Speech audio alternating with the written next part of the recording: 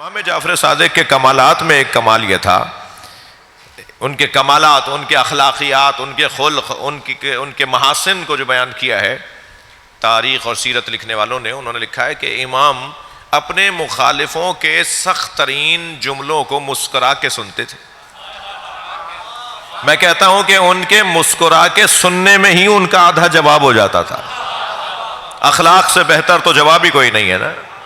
بڑے بڑے لوگوں کے، اچھا جب کوئی آپ سے الجھ کر بات کر رہا ہو نا، جب آپ سے کوئی الجھ کر بات کر رہا ہو تو وہ اس کے ذہن میں اس کے ساتھ دو چیزیں چل رہی ہوتی ہیں۔ جب آپ سے کوئی الجھ کر بات کرے، میں ان بچوں جوانوں سے کہہ رہا ہوں، بزرگوں سے دعا چاہیے، جب آپ سے کوئی الجھ کر بات کر رہا ہو تو اس کے ذہن میں دو چیزیں چل رہی ہوتی ہیں۔ ایک تو وہ سوال، وہ الجھن، وہ بات جو وہ آپ سے پوچھنا چاہتا ہے، دوسرا اس کا غصہ چل رہا ہوتا ہے، اس کی جذباتیت چل رہی ہوتی ہے، اس کے اعصاب کی کمزوری ظاہر ہو رہی ہوتی ہے، اس کی جذباتیت ظاہر ہو رہی ہوتی ہے۔ جب آپ سے کوئی اس انداز سے بات کرے تو آپ مسکرا کر جب اس کا سنیں گے نا سوال، تو آدھا جواب اس کا آپ اعصاب تو سیدھا کر دیں گے، غصہ تو اس کا اتار دیں گے اپنے اخلاق کے ذریعے۔ صلوات پڑھ لیں ذرا محمد و آل محمد۔ میں گزارش کروں گا اپنے ان بچوں سے، جوانوں سے، ایک عادت آج امام جعفر صادق کے نام کی اس مجلس میں اپنے اندر ڈال کر چلے جاؤ کہ جب بھی کبھی کسی سے بات کرو اور تم سے بات کوئی الجھ کے کر رہا ہو تو وہ الجھ کر بول رہا ہو اور آپ مسکرا کر دیکھ رہے ہو امام جعفر صادق کی یاد میں۔ صلوات پڑھے محمد و آل محمد۔ مولا ہم آپ کو راضی کرنے کے لیے، کیونکہ آپ کا اخلاق ایسا تھا، آپ کی سیرت پر عمل کرتے ہوئے ہم اپنے مخالف کو مسکرا کر سنتے ہیں، ہم اپنے مخالف کی بات کو مسکرا کے سنتے ہیں، تو آدھا مسئلہ تو اسی وقت حل ہو جائے گا۔ مگر کیا کریں کہ ہمارے ہاں کچھ تو مہنگائی نے، کچھ عدم علم نے، کچھ گھر کی تربیت کے فقدان نے، کچھ تعلیمی اداروں کی نااہلی نے، اور کچھ گلی کوچوں کے مسئلوں نے اتنا زیادہ ہمیں سیرت اہل بیت سے دور کر دیا ہے کہ وہ جیسا ہونا چاہیے ایسا نہیں ہے۔ تو کیسے مسئلہ حل ہوگا؟ مسئلہ ایسے حل ہوگا کہ ہمیں اوروں سے کچھ بہتر ہونا ہے۔ میرے مولا فرماتے ہیں، میرے مولا امام جعفر صادق فرماتے ہیں،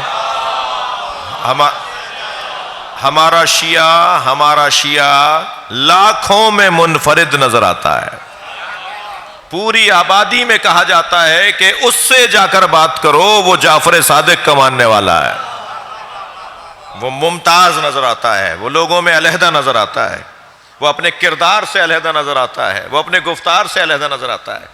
یہ جو آپ نے کتنی دفعہ سنا ہے قول علماء سے، خطباء سے، ذاکرین سے، شاعروں سے، ادیبوں سے، کوئی نظم کر رہا ہوتا ہے، کوئی نثر میں بول رہا ہوتا ہے، کونوا دعاة الناس بغیر السنتکم، لوگوں کو زبان کے بغیر دعوت دو، لوگوں کو دعوت دو زبان کے بغیر، زبان سے دعوت نہ دو، زبان سے اپنی طرف مت بلاؤ، لوگوں کو بغیر زبان کے اپنی طرف بلاؤ۔ یہ امام جعفر صادق کا فرمان ہے، یہ امام کا فرمان ہے، لوگوں کو بغیر زبان کے بلاؤ۔ کیسے زبان کے بغیر؟ اشاروں میں بلائیں، کیا کریں؟ تمہارا کردار بتائے گا کہ تم اس طرف رغبت دلانا چاہتے ہو جس طرف تم خود کھڑے ہوئے ہو۔ اور پوچھیں گے لوگ کہ بھائی یہ اتنا وزین آدمی، اتنا ثقیل آدمی، اتنا سنگین آدمی، اتنا مضبوط آدمی، اتنا محکم آدمی کون ہے؟ کون ہے کہ جو اتنی سخت اور تلخ باتوں کو سننے کے بعد بھی مسکرا کے جواب دے رہا ہے؟ کون ہے جس میں اتنی تحمل مزاجی ہے اور حوصلہ مندی ہے؟ تو جواب آئے گا، یہ وہ ہے جو ہاتھ کھول کے نماز پڑھتا ہے۔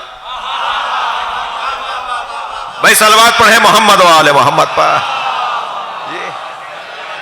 یہ وہ ہے جو جعفر صادق کا ماننے والا ہے، یہ وہ ہے جو ماتم کرتا ہے، یہ وہ ہے جو مجلس کرتا ہے، یہ وہ ہے کہ جو علم و تابوت اٹھاتا ہے۔ پھر کیا ہوگا؟ پورے معاشرے کے اندر اہل بیت کا چاہنے والا علیحدہ سے محسوس ہوگا۔ فرماتے ہیں کہ اگر معاشرے کے اندر لوگ کہیں کہ فلاں سے جا کے سودا خریدو کیونکہ وہ اہل بیت کا چاہنے والا ہے، وہ جعلی مال نہیں بیچتا، وہ کم تول کر نہیں بیچتا،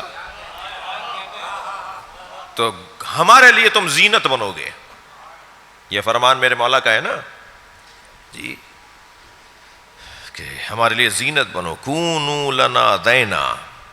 تھک تو نہیں رہے میری باتوں سے؟ کونو لنا دینا، ہمارے لیے زینت بنو.